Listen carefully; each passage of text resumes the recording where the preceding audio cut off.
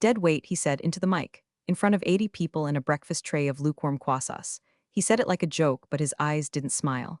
Mine didn't blink. I was still holding the printout, the supply timeline I'd stayed up past midnight mapping out, complete with red-flagged shipment delays from our only vendor. I opened my mouth to clarify. He lifted his hand and said it again, louder this time. You can't have dead weight slowing the train down, right, folks? Laughter, nervous, crooked, the kind that smells like bad breath and ass-kissing. He kept going. We need sharks, not barnacles. His little speech continued, but I wasn't listening. I was staring at the stapled edge of my chart, wondering how many years of loyalty it took to become a punchline. That was the moment. The exact second I knew it was over. 7 years in that building. Not one of them ever really saw me. They saw deliverables. They saw spreadsheets. They saw that I didn't flirt in meetings or fake enthusiasm over ping-pong tables and after-hours culture nights. What they didn't see, what he didn't bother to ask, was that I was the only reason our factory hadn't gone belly up 2 fiscal years ago. And now I was a barnacle, so I stood up. Quietly. No screw you, no scene. I just gathered my mug, the blue one with the cracked handle, and nevertheless, she procured in fading cursive, my notebook and my badge. I left the printout on the table. Stapled, highlighted, ignored, I didn't look back. You only look back when something's unfinished. I was done. And hey, if you've made it this far into the story, maybe hit that subscribe button. 97% of y'all listen without subscribing, and trust me, it helps way more than you think. Teams pouring black coffee and broken sleep into these stories. Keep us caffeinated, yeah? Anyway, I walked past the interns trying not to make eye contact, past HR pretending to type urgent emails, past the CFO who'd once said I was scary good at locking in vendors. I didn't feel scary. I felt scraped out, hollow, like my name had just been peeled off the office wall and tossed into the janitor's cart with the stale motivational posters. By the time I hit the parking lot, my fingers were buzzing. Not from anger, not yet from clarity, like a headache lifting, like seeing the second layer of a magic trick. Because here's what no one in that room knew, not HR, not the CFO, not even the smug little CEO with his dollar store charisma and a leadership podcast addiction. 2 years ago, when our supplier was on the ropes, I didn't just save the relationship. I bought in. Quietly. Legally. Permanently? The ink on the controlling interest transfer was dry before the Christmas party they never invited me to. But that day, that walkout, that wasn't revenge. That was just me getting out of their way, letting gravity do the rest. By 7:42 p.m., the office was dark except for that stupid glowing fish tank in reception, the one marketing insisted elevated the client experience, even though it smelled like shrimp farts and dead algae. I was alone, unless you count the janitor humming Garth Brooks 2 floors down and the IT guy passed out in his cubicle with an open bag of Cheez-Its on his chest. I packed slow. Not because I was sentimental, but because I knew once I left, I'd never come back through those doors except as a ghost. You move differently when you're walking out of your own murder scene.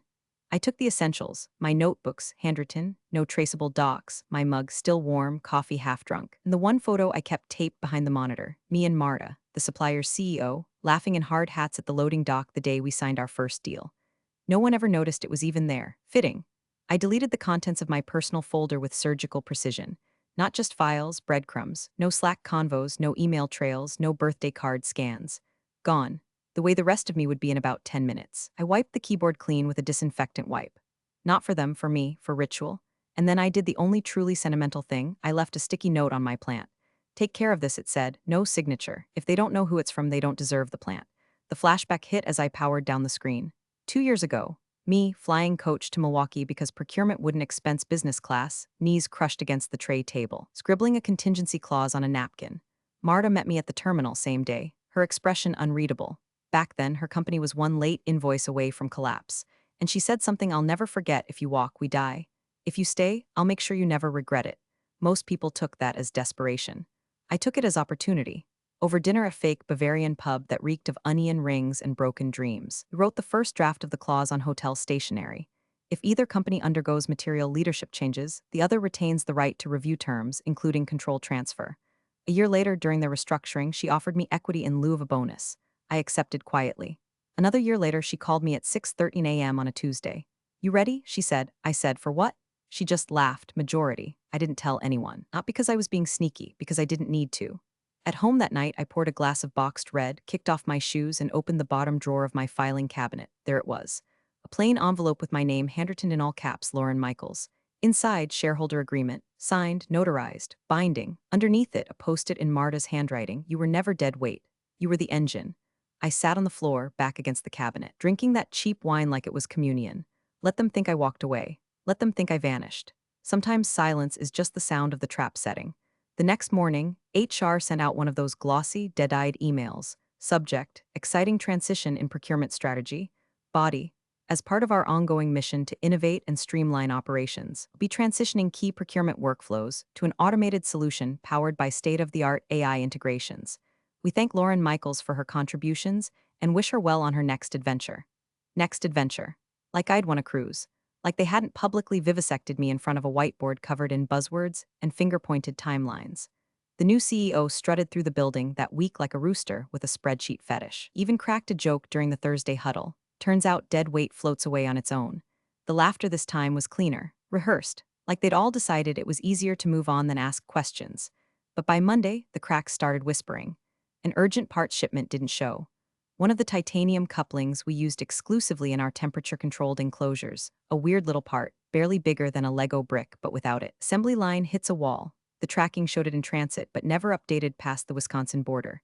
In the hallway near the vending machines, someone muttered, "Did Lauren usually handle those rush orders?" Someone else shrugged. "I thought it was automated now." Inside the ops channel on Slack, timestamps told a different story. 4 hours of silence. Then a vague message from Ricky, a junior supply chain analyst with a TikTok addiction and a face like a spooked deer. "Ricky, hey, anyone know who's taking point with supplier name redacted? I got a notice we're off cycle for the next order." A minute later, CFO, assigned to new procurement lead. "Let's not panic over one delay," so they did. Enter Gary. Gary had transferred over from sales 6 weeks ago. Wore suspenders unironically. Thought Excel macros made him dangerous. They gave him the supplier contact sheet and said, "Handle it." Gary called, got patched through. 30 seconds in, he was red in the face. Mute button fumble. Then this, Gary muttering, "They said they can't discuss the account with me without executive-level clearance. I told them I was the executive contact." Silence. Gary deflating. They said, and I quote, "We have our own definition of executive now." That afternoon, production flagged another issue. Replacement components were listed as on hold pending authorization. Gary tried again. This time, they told him to direct all communication through official legal correspondence. Not a glitch, not a delay, a wall. Inside the break room, the engineers started whispering. "Did Lauren ever mention a backup vendor? Not to me. She was the vendor, kinda, wasn't she?" In marketing, someone half joked, "Did we, accidentally fire the one person keeping the lights on?" And still, leadership smiled. Pushed the AI procurement narrative. Threw around words like resilience planning and learning curve. But the panic was starting to leak through their collars. Small things, tight voices in meetings, forwarded emails with vague subject lines like urgent need clarification on sourcing authority. By Thursday, the ops dashboard had a new tab, pending/red flagged. It had 17 entries, and counting. Hidden boxes at 9:06 a.m. sharp. The subject line was so dry it almost went unnoticed. Updated terms and control notifications effective immediately. It was addressed to the CEO and CC'd to legal, procurement, and 2 external counsels no one in the building had ever heard of. Came from the supplier's general inbox, but flagged with high priority. Red exclamation mark. No emojis, no niceties, no hope this finds you well. Just business. The CEO opened it in front of half the executive team during a budget alignment meeting that had already turned into a blame tornado. He skimmed the first sentence and froze. The room, already tense, went pin drop silent. He didn't say anything, didn't even pretend to read further. Just slowly turned pale, like someone watching their GPS calmly reroute them into oncoming traffic. Without a word, he stood up, left his laptop open, walked out the glass doors, through reception, and down the hallway like a man trying to outrun a sniper beam only he could see. Procurement exchanged looks. Did he just? Should someone? Check what it says, someone finally muttered, reaching for the laptop. The message wasn't long. 3 short paragraphs, tightly worded, bulletproof in tone. Paragraph 1, notification of updated contractual terms due to recent organizational disruption on the client side. Paragraph 2, declaration of new control procedures, including named executive signatory authority changes, effective immediately and retroactively applying to all pending and future orders. Paragraph 3, all supplier communications moving forward would be redirected through the chair of the board of directors, whose contact information was now listed in full. At the bottom, a digital signature. Underneath it, a single name. Procurement stared at the screen like it had just grown teeth and bitten them. "Is that Lauren Michaels?" someone whispered. The intern from finance actually gasped. Like a soap opera plot twist just walked off the screen and slapped them. No one spoke for a full 60 seconds. Then Ricky, bless his confused little heart, said what everyone else was thinking. "Wait, she's what now?" No one had an answer. But deep down, they all knew whatever illusion of control they thought they had left just popped like a bubble under Lauren's heel. And she didn't even have to be in the building to do it. The panic began not with shouting, but with silence. Long, brittle silence. The kind that wraps around a company's throat and squeezes while everyone pretends it's just a tight deadline. Procurement tried to call the supplier. Blocked. Legal sent a request for clarification. No response. The CFO emailed a bullet list of non-negotiable needs. That email bounced back, literally, with a note that said, "Please refer all communications through updated channels per term addendum 4C." Thank you. Term addendum 4C didn't exist in their system. It did in Lauren's. By noon, leadership looked like a busted sprinkler system, flailing in every direction, spraying confusion. The CEO canceled his afternoon golf meeting. He spent most of the day behind closed doors, pacing. At one point, he came out just to snap at a junior analyst for using too many bullet points in an internal report. The analyst started crying in the stairwell. Meanwhile, over in a quiet business-class hotel across town, Lauren checked into a consultation suite under the name G. Whitaker. No reason for that name in particular, just something about the G sounded appropriately corporate. She smiled politely at the front desk, accepted the room key, and carried her laptop bag like it held nothing heavier than some light weekend planning. Inside the room, faux oak desk, blackout curtains, a fake ficus, and a complimentary mint that had fused with the plastic wrap. On the table sat a slim-fed X envelope, prearranged delivery. Inside, a packet with updated governance documents for the supplier. Freshly signed, notarized, and certified. A small sticky note clipped to the top in Marta's looping cursive read, "Welcome to the top of the food chain." She didn't gloat, didn't throw her phone or shout checkmate to the ceiling. She simply opened her laptop, plugged into the hotel Wi-Fi, and began reviewing the new quarterly forecast. Because this wasn't revenge. This was repositioning. You don't burn bridges when you can buy the toll booth and set the price. Back at HQ, the CFO was red-faced and muttering about fiduciary negligence and who the hell vetted this woman. The head of compliance pointed out meekly that Lauren's financial activity had been above board, discreet but legal, executed through a holding company with no public ties to her name. That holding company now owned 52% of the supplier, majority, with full board voting rights, which meant she can approve or deny any term, the legal liaison said, staring down at his tablet like it had just delivered a death sentence. "She is the terms," the CFO spat. The board demanded an emergency session. One member flatly asked, "Did we know she had ownership?" The CEO blinked. Of course not, she wasn't that important. That sentence sat in the air like a fart in church. Meanwhile, Lauren sat in her consultation suite, calmly drafting a response to a competing firm in Texas, one she'd quietly courted for the past year. It recently lost their parts vendor. She had ideas. On the whiteboard behind her, she wrote one word, options. She underlined it twice and smiled. The next morning, 6 people were already in the executive conference room by 6:45 a.m., sipping burnt coffee and sweating through their button-downs. The CEO arrived late, tie crooked hair flat on one side like he'd slept in his car. No greetings, no preamble, just a white-knuckled slap of his iPad on the table. "Why is our supplier ghosting us?" No one answered, not because they didn't know, but because no one wanted to be the one to say her name out loud. The head of legal, a man who normally spoke like a tax form and smelled like mothballs and regret, finally cleared his throat. "They haven't ghosted us. They've redirected communication." Redirected to who? The CEO snapped. Legal slid a folder across the table. Inside, a printed email chain. The last line read, "Please direct all further inquiries to our chairwoman of the board per revised governance structure." Attached was a headshot, black blazer, subtle necklace, eyes locked forward like she could see the future and already decided it didn't need your opinion. Lauren Michaels, chairwoman, official. The room went silent, again. The CEO picked up the folder, stared at the photo like it was a mugshot. "She's not qualified. She owns 52%, the CFO said flatly. "That doesn't mean she has voting rights. Legal oversight, she doesn't need to be qualified. She is the board." The CEO stood, paced. His shoes squeaked on the cheap laminate like they were screaming for him. "We need to take legal action. We need to remind them who the client is." He tried. He really did. Sent a formally worded threat through corporate counsel that same afternoon. Claimed breach of implicit trust. Accused the supplier of collusion. Gave them a 48-hour deadline to resume all services under previously established terms. 4 hours later, a response came through. No apology. No concession, just "We are happy to continue business under the updated structure. All terms are now subject to approval by Chairwoman Michaels. Please confirm understanding moving forward." Below that, her signature. Digital, clean, final. Below that, footer line in bold, "Respect is the foundation of every successful partnership." The CEO lost it. He threw his phone across his office, shattering it against the window. Screamed something about traitors and ungrateful spreadsheet trolls. He summoned the IT lead, demanded every archived email Lauren had ever sent. "Find the smoking gun," he growled. There wasn't one because Lauren hadn't needed to hide anything. Every move had been by the book, quiet, patient, bulletproof. While he'd been strutting through meetings and slapping jargon onto slide decks, she'd been quietly installing the operating system under his feet. By Friday, department heads stopped asking when things would go back to normal. They started asking what Lauren wanted. And that's when it hit him, not just the logistics, but the shift. The silence in the office wasn't just confusion anymore. It was allegiance. Unspoken, unconfirmed, but there. Lauren had left the building. She hadn't left the room. She was the room. The request came in late Friday evening, sent from a procurement exec whose name Lauren barely remembered, Brad or Chad, or maybe it was Brent. One of those men who spent most of Q3 forwarding attachments and avoiding eye contact. The subject line was bland: meeting request, discuss ongoing partnership potential, no mention of the CEO. No CC to legal. Just a quiet plea typed after hours. As if the sender didn't want anyone to know he still believed bridges could be rebuilt, even if the lumber had already burned. Lauren waited until Saturday morning to respond. 1 hour. Neutral ground. Hotel Montclair Lounge, 11 a.m. Sunday. She arrived 5 minutes early. Not to intimidate, but because she didn't believe in lateness. The Montclair was polished without being flashy: leather seats, stone floors, jazz that sounded expensive without being recognizable. Place built for decisions that had already been made.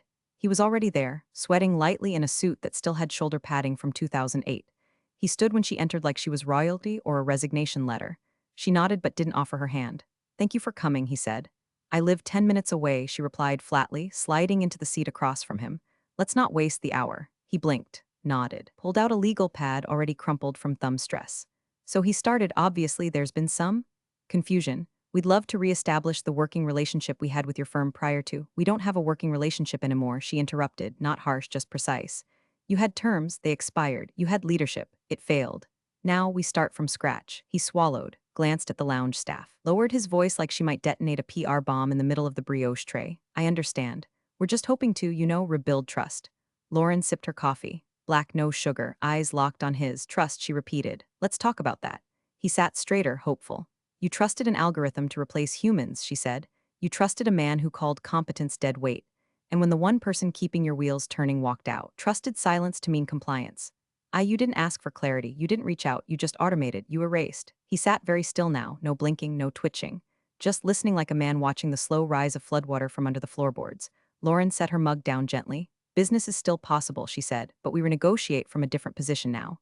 She reached into her bag, pulled out a single page. New terms, higher rates, upfront payments, no discounts for volume, and a clause that required quarterly in-person meetings with her. He read it once, then again. "These margins are a significant change." She smiled, but it didn't reach her eyes. "So was calling me dead weight." For a long beat, he said nothing. "Then I'll take this to legal." "You'll take it to the board," she corrected. "The CEO doesn't need to be involved." And just like that, she stood, smoothed her blazer, grabbed her mug. 1 hour? Exactly. Before leaving, she turned back briefly. "I'm not here to punish," she said, "but I'm also not here to be forgotten." Then she was gone, quiet as a scalpel. The emergency board meeting was called for Monday morning, 8 a.m. sharp. No quasas, no press kits. Just 12 suits and one CEO who looked like he hadn't slept since Tuesday and might have tried to drown his insecurities in off-brand scotch. They started with numbers. Projected delays, revenue losses, contractual breach fines stacking like Jenga blocks in a hurricane, and then finally the procurement update. A dry-voiced VP read the bullet points. Supplier now under new executive control. Revised contract terms delivered. 18% cost increase across SKUs. Net 30 terms abolished. Exclusive production rights pending reevaluation. And then the final slide: majority ownership holder L. Michaels Holdings 52% equity silence. Heavy, padded with disbelief. One of the older board members, an ex-CFO with skin like creased paper and a voice like a snapped pencil, squinted at the slide and muttered, "Is that our Michaels?" The CEO cleared his throat, tried to adopt that fake casual swagger he'd been workshopping since he landed the role. "Yes, well, that was unexpected. Obviously, there were blind spots in our internal audit procedures. Let's not forget, Lauren never disclosed, she wasn't required to," another board member snapped. A woman in a cobalt blazer who once called the CEO a PowerPoint pirate under her breath during Q2. "She didn't owe us that disclosure. The supplier was third party. You cut her out before you asked what she built. She left of her own accord," the CEO insisted, voice tight. "She left with a mug," the paper-skinned man said, "and you handed her the factory." A soft chorus of Jesus Christ and throat clears filled the room. "Do we have any leverage?" someone asked. "She owns the vendor," someone else replied. "Can we spin this as strategic alignment? You want to spin losing our exclusive supplier as strategy?" The CEO raised both hands. "Look, this is salvageable. We just need to renegotiate," "You tried," the Cobalt Blazer board member interrupted. "She sent you a new price list and a chair with your name scratched off it." Silence again, this time thicker, like a closing door. And then the death sentence, spoken softly. "I think it's time we considered a mutual resignation." The CEO's jaw tensed. No protest, no speech.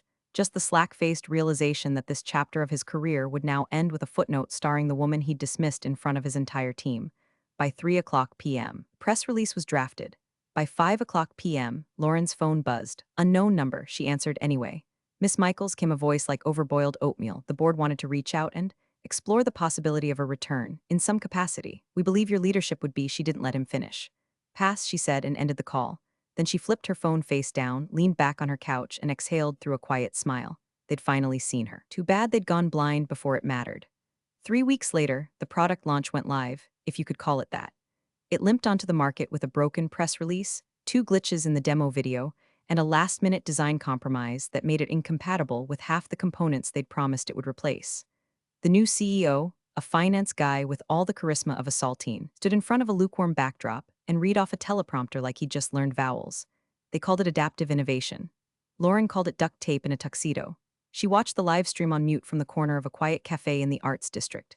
Rain pattered gently against the windows, soft jazz oozed from an overhead speaker, and her mug, that mug, sat in her hand, a thin curl of steam tracing the air like smoke from a just-fired bullet. Across from her, no one noticed. No cameras, no entourage. Just a woman drinking coffee, watching an empire she once fueled struggle to run on fumes. Her phone buzzed. One new email from Ava, her assistant. Subject, FYI, final contract signed, body, competitor deal locked. Supplier retains exclusivity rights, terms non-negotiable. They agreed without edits. You were right about their pain point. Congrats, boss, Lauren sipped. The coffee was dark roast. An apologetic like her. Outside the cafe window, traffic pulsed by, unaware, indifferent. The world kept turning, just without the illusion that she needed anyone's permission to steer. She glanced at her reflection in the glass, still, sharp, not smiling exactly, but close. The kind of expression you wear when the weight that used to crush you is now resting quietly in your hands. No speeches, no revenge monologue, no dramatic voiceover, just a woman with a mug. Contract, and the kind of power no one gives you, you take it and keep it. From silence to sovereign, the end didn't need applause, it already happened. This story hits especially hard because it's not about revenge, it's about respect. Lauren didn't raise her voice, she raised the stakes. It's a reminder that sometimes the most powerful moves happen after you walk out, not while you're still fighting to be heard. Thanks for watching, you cubicle warriors. Hit that subscribe button. Unless you're my old boss, then you're on your own. Revenge of the Coffee Pot strikes again.